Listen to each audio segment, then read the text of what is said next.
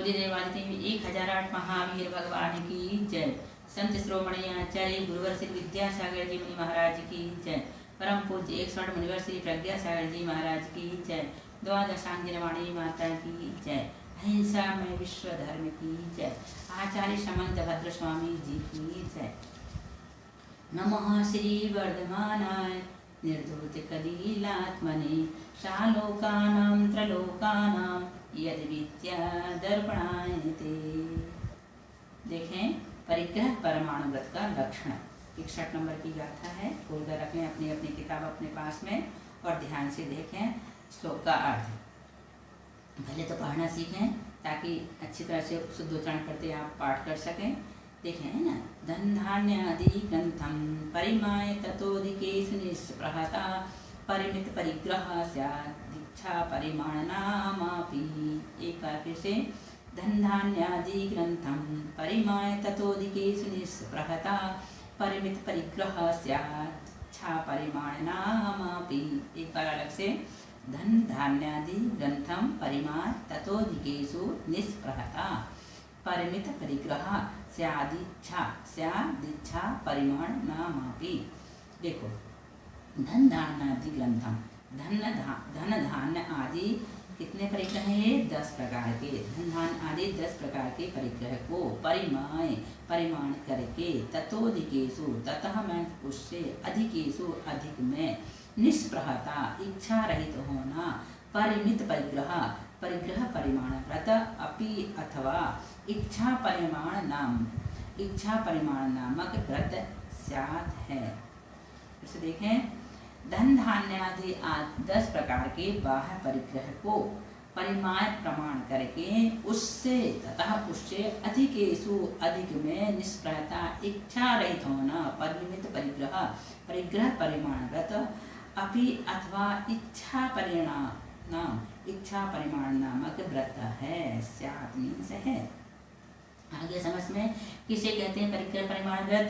कि धन धान्य आदि जो 10 प्रकार के बाह्य परिग्रह बताए गए हैं उनकी सीमा करना है ना, उनका एक निश्चित प्रमाण कर लेना कि हम इतना धन रखेंगे, इतना धान रखेंगे, इतना सोना, इतना चांदी आदि जो 10 प्रकार के परिग्रह रखे हैं उनमें क्रमशः अपनी कॉपी में लिख लें और उनका प्रमाण कर लें कि हम कौन कौन से हो, धन धान दासी दास को पभान है ना, ये जो इनका निश्चित कर लें कि हम इतना खेत रखेंगे, इतने दासी इतने दास, ये सब परिग्रह के अंतर्गत आते हैं। इसलिए उसका आप एक सीमा निश्चित कर लें, प्रमाण कर लें कि इतना ही रखेंगे। तो वो कौन से धन धान आदि जो 10 प्रकार के बाह्य परिग्रह बताए गए हैं उनका नियम करके उससे अधिक परिग्रह में इच्छा का ना होना परिग्रह परिमाण अणुव्रत अथवा स्थूल मूर्छा व्रति है। आ गया समझ में? तो इन बाह्य परिग्रह के जो क्षेत्र वास्तु धन धान आदि बताए गए हैं उनका प्रमाण कर लेना। इससे आप उससे अधिक जो परिग्रह संसार में है उस संबंधी पाप से बच जाएंगे। इसलिए इनका प्रमाण करना पड़ता है और करना चाहिए। विशेष तौर से व्रती शावक को और जो सच्चे शावक हैं जो 6 आवश्यकों का पालन कर रहे हैं उनके लिए भी यही नियम है कि आप अपनी एक कॉपी में इन 10 परिग्रहों को लिख लें और उनका अपने हिसाब से जितना आप कर सकते हैं उतना प्रमाण कर लें। हम ये नहीं कहते कि आपके पास यदि 4 फैक्ट्री है तो 4 फैक्ट्री का प्रमाण कर लें और आपको लग रहा है कि 6 और खुलने वाली है तो 10 का कर लें। उसके अतिरिक्त दुनिया में जितनी फैक्ट्री है उस पाप से तो आप बच ही जाएंगे। तो इसी प्रकार से 10 परिग्रह जो बताए हैं उनका प्रमाण जरूर कर लें। ये सही परिग्रह परमाणु व्रत का लक्षण हुआ। अब इसके बाद है इसके अतिचार। परिग्रह परमाणु व्रत के अतिचार कौन कौन से हैं? अतिवाहन अति संग्रह विस्मय लोभातिवारवहनानि परिमित परिग्रहश्च विक्षेपा पंचलक्ष्यन्ते। अतिवाहन अति संग्रह विस्मय लोभातिवारवहनानि परिमित परिग्रहश्च विक्षेपा पंचलक्ष्यन्ते। अतिवाहनाति संग्रह विस्मय लोभाति भार वहनानि परिमित परिग्रहस्य विक्षेपा पंच लक्ष्यन्ते। बन जाएगा ना पढ़ते? देखें अब इसका अर्थ परिमित परिग्रहस्य। परिग्रह परिमाण व्रत के पंच पांच विक्षेप अतिचार लक्ष्यन्ते निर्दिष्ट किए गए हैं।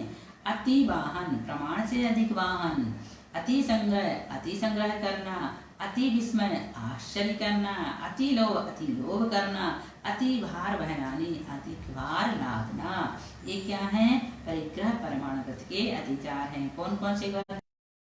प्रमाण से अधिक वाहन रखना, अधिक संग्रह करना, जितनी जरूरत है उससे अधिक रखना। कहते हैं एक साल में यदि जो वस्तु काम में नहीं आ रही पूरे एक साल भर, तो समझ लो कि वस्तु हमें कभी भी काम नहीं आएगी, इसलिए उसको स्टोर रूम से घर से बाहर कर देना चाहिए। जिसको उसकी जरूरत है उसे दे देना चाहिए। यदि ऐसा लगता है कि साल भर के अंदर हमें उस चीज़ की जरूरत पड़ रही है तो वो हमेशा काम में आएगी, और नहीं आ रही है साल भर में काम, तो इसका मतलब है परिग्रह में हमारा शामिल है, इसलिए उसको घर से बाहर निकाल देना चाहिए ताकि परिग्रह संबंधी पाप से बच सकें।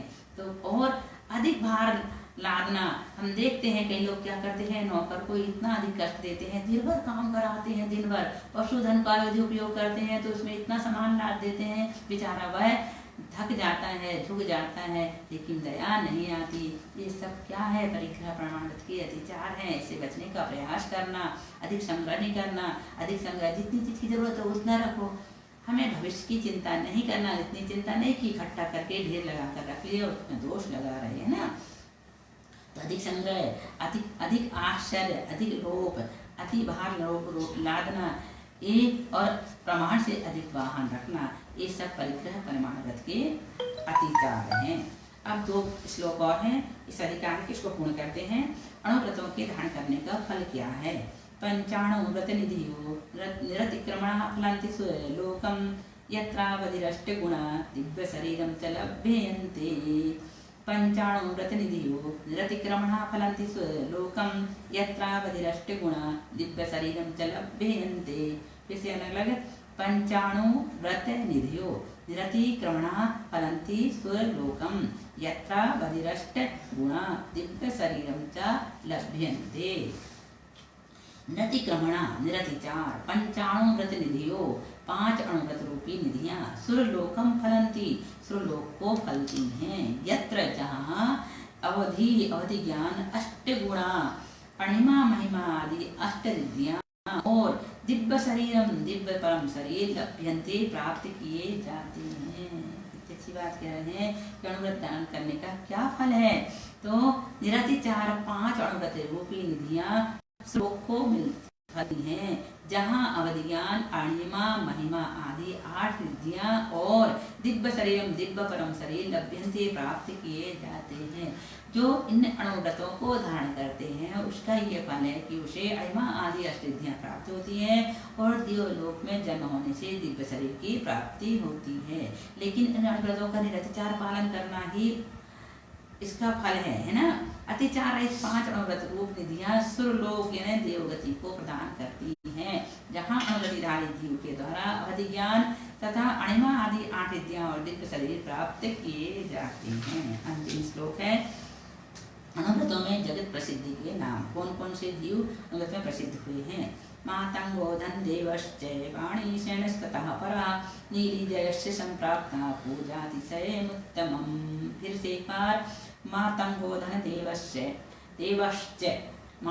वाणी शरणस्ततः परा नीलिजयश्च संप्राप्ता पूजातिशयमुत्तमम्।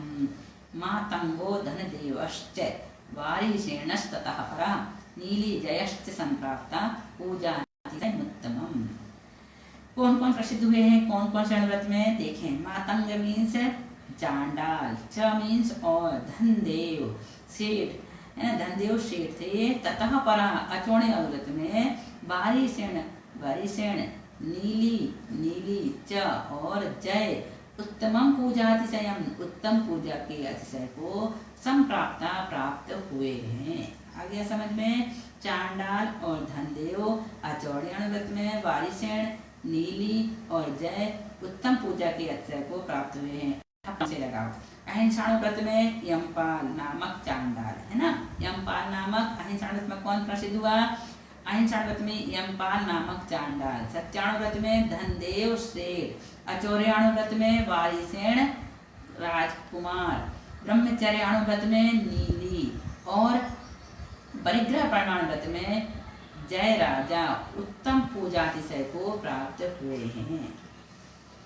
आगे समझ में एक बार फिर से याद करा देते हैं। अहिंसण व्रत में कोई प्रसिद्ध हुआ यमपाल नामक चांडाल, फिर उसके बाद कौन आया सत्यान व्रत में धनदेव, ऊपर देखते जाना श्लोक में अच्छी तरह से, धनदेव, आचरण व्रत में वारिसेन कुमार और ब्रह्मचर्य व्रत में नीली वाणिक पुत्री और परिग्रह प्रमाण व्रत में जय राजा उत्तम पूजा अतिशय को प्राप्त हुए हैं अर्थात प्रसिद्ध हुए हैं। इस प्रकार से यह तीसरा अधिकार भी यहाँ पर पूर्ण हुआ। अब हम चौथा अधिकार पढ़ेंगे जिसमें गुणव्रत की चर्चा की गई है। अब आप अच्छी तरह से इन तीनों अधिकारों को याद कर लेना, उनकी श्लोक को याद करना, उनका अर्थ लगाना और हेडिंग जरूर याद करना ताकि आप आसानी से उन प्रश्नों के उत्तर दे सकें। बोलिए।